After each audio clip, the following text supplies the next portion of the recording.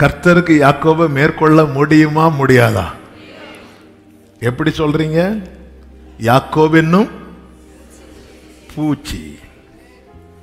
இப்படி வச்சாலே பூச்சிக்கு கதை முடிஞ்சது. அந்த பூச்சிய கர்த்தரால மேற்கொள்ள முடியவில்லை.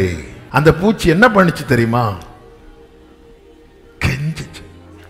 அப்போ ஆண்டவர் என்கிட்ட சொன்ன வார்த்தை, யாக்கோபு தோற்பதை பார்க்க நான் விரும்பவில்லை அப்படின்னா.